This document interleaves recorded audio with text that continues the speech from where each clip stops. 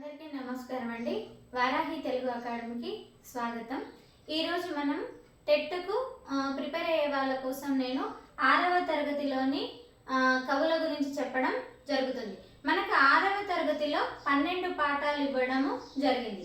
అందులో మనకు కొన్ని పాఠాలకు రచయితలు కానీ కవులు కానీ లేరు. ఈరోజు మనకు ఏ ఏ పాఠ్యాంశాలకైతే మనకు కవులు రచయితలు ఉన్నారో వాళ్ళ పేర్లను తెలుసుకుందాం. అలాగే ఒక్కరొక్కరిగా వాళ్ళ విశేషాలను గురించి తెలుసుకుందాం. అంటే వాళ్ళ పుట్టిన ఊరు, వాళ్ళు పుట్టిన తేదీ, వాళ్ళ తల్లిదండ్రులు, ఇలాంటి విషయాలే మనకు అడగడం జరుగుతుంది. కాబట్టి ప్రతి కవి కూడా మనకు ఎంతో ఇంపార్టెంట్. ప్రతి కవి గురించి మనకు ఏ కవి గురించి అయినా మనకు ఏ పాఠ్యాంశంలో నుంచి అయినా ఒక విషయాలు అడగడం జరుగుతుంది. అంటే పుట్టిన ఊరు కానీ, వాళ్ళ తల్లిదండ్రులది కానీ, వాళ్ళు రచించిన రచనల గురించి కానీ అడగడం జరుగుతుంది. కాబట్టి మనము ఒకరొకరుగా క్షుణ్ణంగా నేర్చుకుందాం. ముందుగా మనకు ఏ ఏ పాఠ్యాంశానికి ఏ ఏ కవి ఉన్నారో వారి పేర్లను ఈరోజు తెలుసుకుందాం. చూడండి, మొట్టమొదటిది అభినందన. 6వ తరగతిలోని మొట్టమొదటి పాఠ్యాంశం ఏంటి? అభినందన. అభినందన గేయాన్ని రచించింది ఎవరు అంటే శేషం లక్ష్మీనారాయణాచార్య. అలాగే మూడవ పాఠం వర్షం. వర్షం రచించింది ఎవరు? డాక్టర్ పల్లా దుర్గయ్య. 5వ పాఠం అంటే ఇక్కడ శతకసుధ. శతకసుధ అంటేనే నీతి పద్యాలు. నీతి పద్యాలు తీసుకోవడం ఎలా అంటే అనేకమైన కవులని పద్యాలు తీసుకోవడం జరుగుతుంది.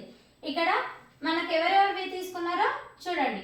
బద్దెన దూర్జటి, పక్కి వెంకట నరసింహ కవి, ఏనుగు లక్ష్మణ కవి, శిరసి నహల్ కృష్ణమాచార్యులు, సూరోజు బాల నరసింహాచారి, డాక్టర్ టివి నారాయణ, వీళ్ళందరూ కూడా శతకసుధలు. వీళ్ళందరివి కూడా మనకు శతకసుధలో పద్యాలు ఉన్నాయి. వీళ్ళవి కూడా ఒక్కొక్కరుగా పరిచయాలు చేస్తాను నేను.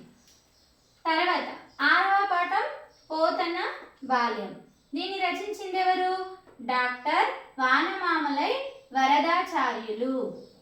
తర్వాత 7వది ఉడత సాయం, గోన బుద్ధారెడ్డి గారు.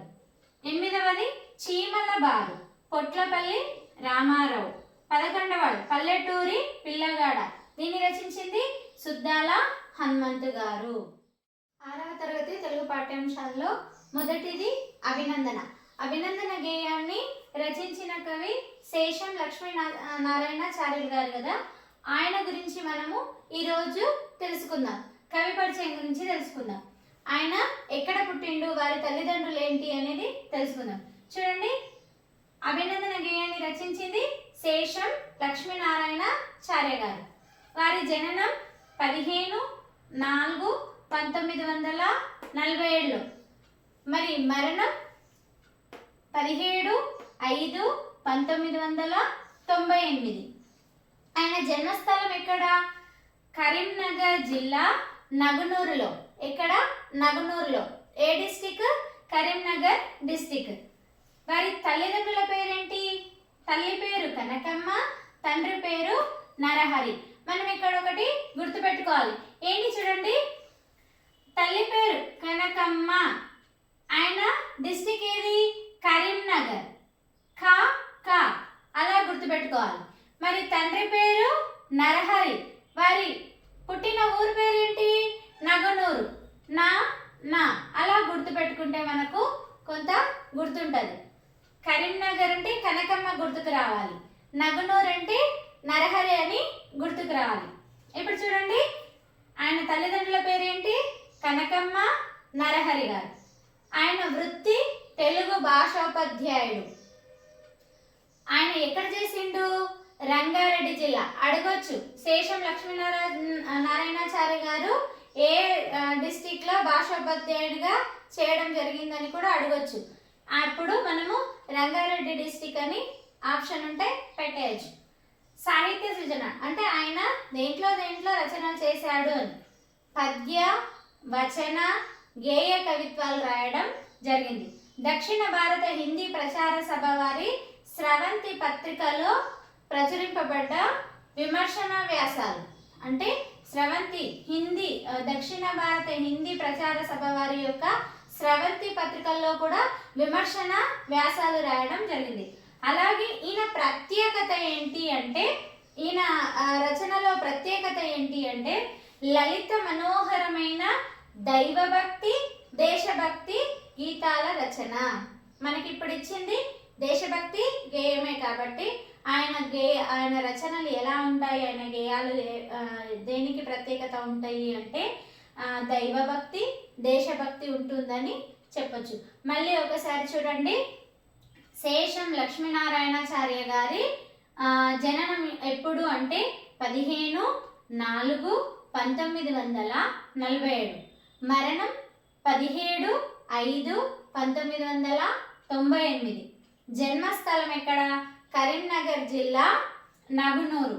తల్లిదండ్రుల పేరు కనకమ్మ నరహరి గారు. ఆయన వృత్తి ఏంటి? తెలుగు భాషోపాధ్యాయుడు. ఏ డిస్టిక్లో చేశారు అంటే రంగారెడ్డి డిస్టిక్లో. సాహిత్య సృజన అంటే పద్య వచన గేయ కవిత్వాలను రాయడం జరిగింది.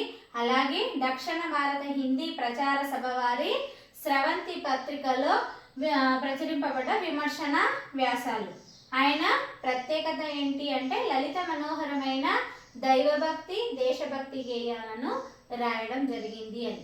బాగా కొన్ని మనకి ఎక్కువగా అడిగేది వాళ్ళు పనిచేసిన డిస్టిక్లు కానీ లేదంటే వాళ్ళ పుట్టినది మరణం రెండు వాళ్ళు ఎక్కువగా రాసినటువంటి మనకు ఎక్కువ ఇంపార్టెంట్ ఏమనుకోవాలి అంటే శేషం లక్ష్మీనారాయణాచార్య గారు ఎలాంటి గేయాలు రాసిండ్రు అని కూడా మనకు ఇవ్వచ్చు. అప్పుడు దైవభక్తియా అంటే దైవభక్తి దేశభక్తియా లేకపోతే రసాత్మకమైనవా రసజ్ఞత కలిగించేటివా ఇట్లా కొన్ని వాళ్ళ ఆప్షన్స్ ఇవ్వచ్చు. మనకు తెలిసిందేంటి ఈయన ఎక్కువగా దేశభక్తి దైవభక్తికి సంబంధించిన గేయాలు రచించిందని తెలిస్తే చాలు. మనం ఏ కవి గురించి అయినా సరే ఇంపార్టెంట్ వాళ్ళ యొక్క రచనలు, వాళ్ళ తల్లిదండ్రుల పేర్లు, వాళ్ళు పుట్టిన జిల్లా, మన తెలంగాణ కవుల గురించి ఎక్కువగా రావడం జరుగుతుంది.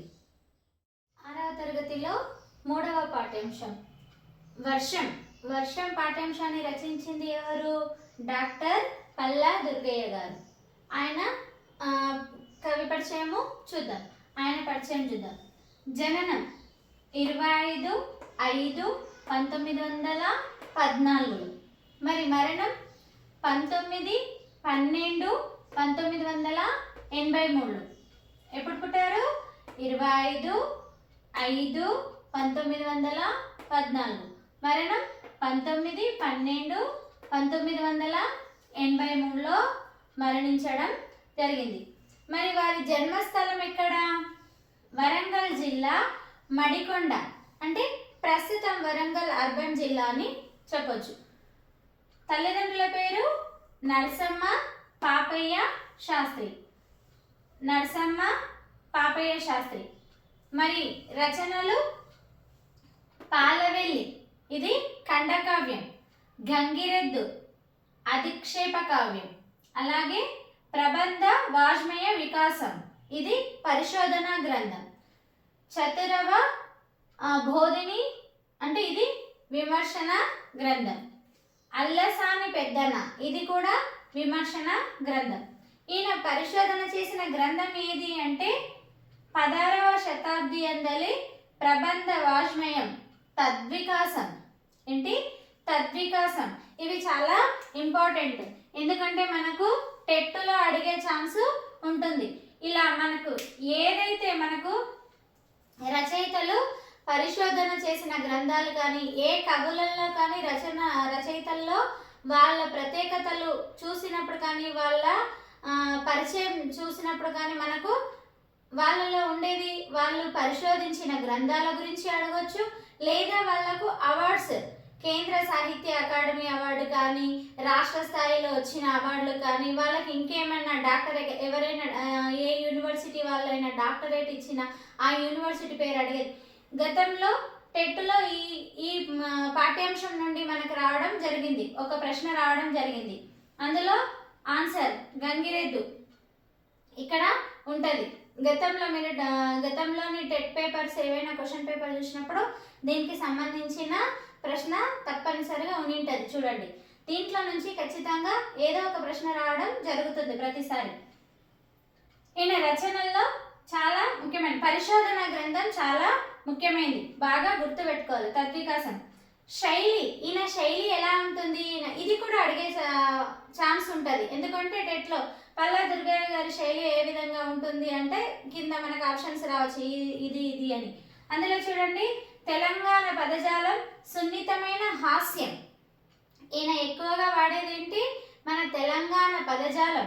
ఈయన సున్నితమైన హాస్యం అంటే నవ్వుకోవడానికి, చదవడానికి హాస్యము చాలా సున్నితంగా కనిపించడం, మరి ఎక్కువ కాకుండా అందరూ కొంతగా సంతోషపడేటట్టుగా ఉంటుంది. అలాగే ఈయన ప్రత్యేకత, ఈయనకంటూ ఒక ప్రత్యేకత ఉంది కదా, ఆ ప్రత్యేకత ఏంటి అంటే ఉస్మానియా విశ్వవిద్యాలయంలో మొట్టమొదటిసారిగా తెలుగులో ఎంఏ పట్టా తీసుకున్నటువంటి మొట్టమొదటి వ్యక్తి అని చెప్పొచ్చు. ఎవరు, మన పల్లా దుర్గయ్య గారు. ఈయనకి ఇంకో ప్రత్యేకత ఏంటి అంటే ఉస్మానియా విశ్వవిద్యాలయంలో ఎంఏలో పట్టా పొందినటువంటి మొట్టమొదటి వ్యక్తి ఎవరు అంటే మన పల్లా దుర్గయ్య గారు అని చెప్పొచ్చును. అంటే ఈ రకంగా కూడా మనకు ప్రశ్న వచ్చే ఛాన్స్ ఉంటుంది. ఏంటి అంటే మొట్టమొదట ఉస్మానియా విశ్వవిద్యాలయంలో ఎంఏ తెలుగు పట్టా పొందిన వారు ఎవరు అని. కింద ఆప్షన్ మనకు ఒక 3-4 వేరే వేరే రచయితల పేర్లు రావచ్చు, అందులో మన పల్లా దుర్గయ్య గారిది కూడా రావచ్చు. మనం ఇది ఈయన దాంట్లో బాగా గుర్తుపెట్టుకోవాల్సిన విషయాలు. ఈయన రచనలు చాలా ఉన్నాయి కాబట్టి ఇది వచ్చింది మనకు గంగిరెద్దు. ఈ రచన గురించి గతంలో టెట్లో అడగడం జరిగింది. మీరు ప్రీవియస్ పేపర్స్ కన్నా చదివితే మీకు అర్థమవుతుంది. కాబట్టి ఇది చాలా ఇంపార్టెంట్, బాగా ఖచ్చితంగా ఏదో ఒక ప్రశ్న రావడం జరుగుతుంది. అలా నేర్చుకోండి.